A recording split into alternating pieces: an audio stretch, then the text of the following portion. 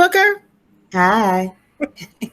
All right, so we are here to have another meeting just to talk about how things have been going in your class and specifically as it relates to the goal that you set for yourself and for your students, mainly the goal that you have for your students. So first of all, thank you for allowing me to just pop in, Mm-hmm. have some time with your kids. I tried not to say too much, just listening and seeing what was going on. So, with the time that we have today, what is the thing that you want to talk about? What's on your mind? I guess it would be what you thought of the lesson. Okay. Well, what about if I ask you what you thought of it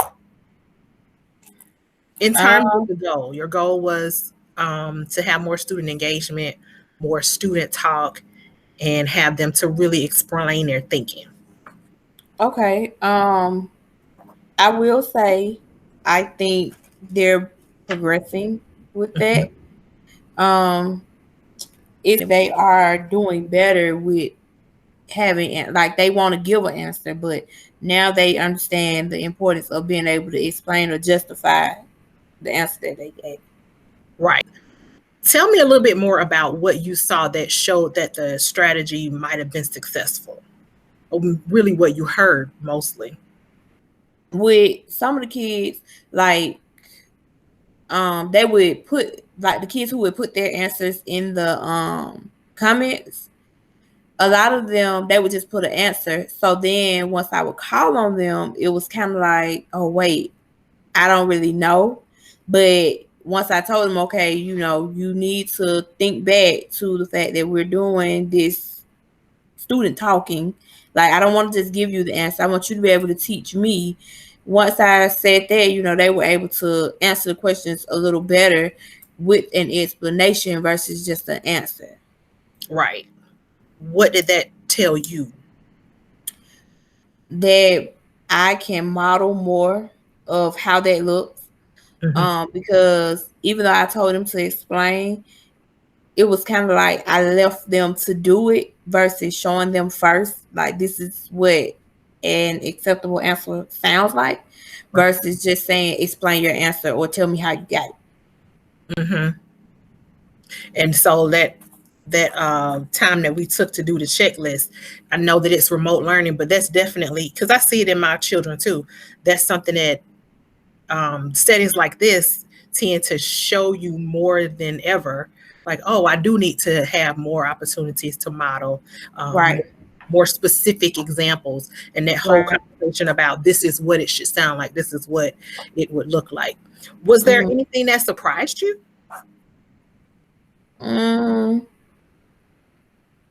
How shy they were. Like that day, it was kind of like nobody wanted to talk. And Because it shocked me that they weren't as talkative as they usually are.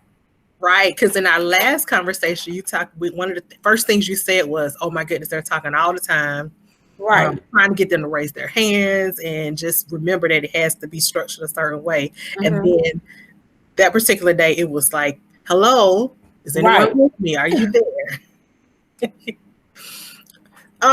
What roadblocks? So, what are some things that are giving you trouble? I know you said just the setting, and we already know Mm-hmm. that that's going to continue to be an issue. You already mentioned you see a need to have more detailed explanations and expectations set up.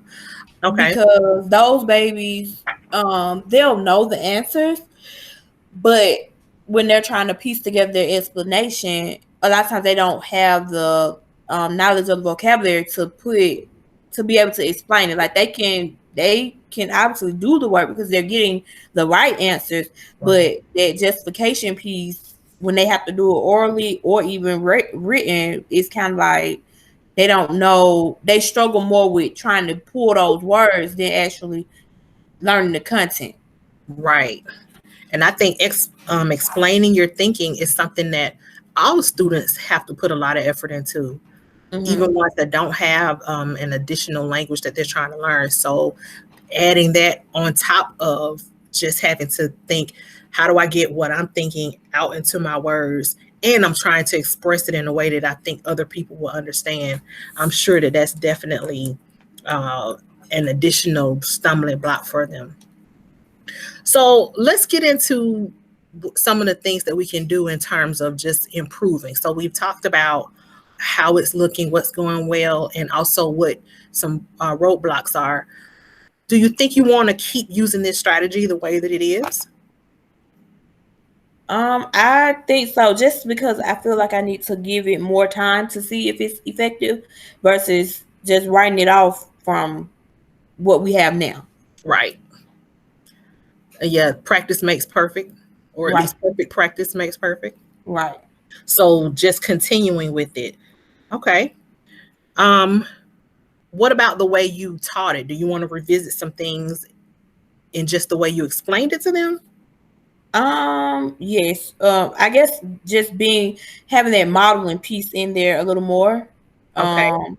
Versus just saying it, showing them more, like continue to show them what it would look like. Yeah.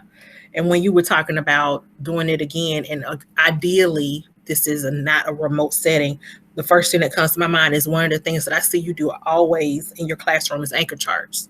Mm-hmm. And I've seen in your room where you have sentence starters. So I think that's a good place to start because it's something that they already are familiar with. Right. So it won't be brand new. Now, in terms of the goal of engagement, would you like to stay with that goal or change it? I'll stay with it mainly because I want to see how it works in the remote learning setting. Okay. And I think one thing that's good is that if you can get some progress here in remote learning, just imagine what it'll be like in August. Now, what about how we're going to measure the progress towards the goal? How do you think we might want to make adjustments to how it's measured? Because right now it's a lot of, I noticed this, and anecdotal notes. Can we become a little bit more specific possibly? Maybe like having them do their journals, journal entries to where they're explaining it, and I can easily set that up in their Google Classroom. Just they'll have an online journal like the ones they have in class, but now it's just online versus the actual book. Okay. And then I think when you actually have their writings in front of you, you can be more deliberate in what you see, because as you're trying to reflect on what you might have heard, it's a lot of trying to recall what happened. But if you can see it in front of you, it gives you a lot more of a objective look, but at the same time, a consistent look. What do I see? I can pick up another journal and compare it to, the common things in another student's writing. So I do like that idea of adding a writing piece just so that you can more objectively see what's going on. So let's talk about our action steps. When could we meet again? Maybe a week from now. Okay. So to give you some more time to actually put some additional work into it. So what are some of the things that we should have done before the next time that we meet? I know you said you want to practice with the students a little more. Would you be able to come up with maybe using slides to create a digital anchor chart and the sentence starters? Okay. I think that will work. And I'll also send you the recording once this is over, because I know we've talked about a whole lot, and just trying to remember what has happened can be a little bit tricky. So on a scale of 1 to 5, 1 being the least and 5 being the most, if you had to think about this goal, how committed are you to continuing the goal now?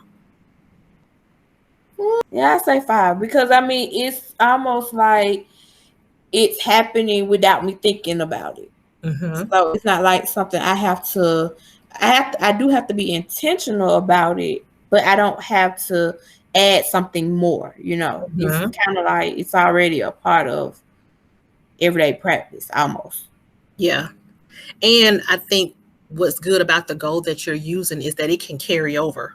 We Right. discussed what would this look like with the next group. So it's not necessarily tied to this group of students and then you'll never see it again. Right. And I also think that the whole idea of having thorough explanations, we already talked about this in our first meeting, that'll tie over into reading, science, social Right. studies. And so it's a goal that you really can sink your teeth in because you can use it all day, every content area, every year, regardless of what grade you teach. I think that the foundation of them giving thorough explanations and being able to explain their thinking is there. With the prompting that you gave, it showed up. So that lets you know that they just need a little more of the structure, a little more of the guidance. Yeah. I think you're doing an amazing job. Thank you. Yes.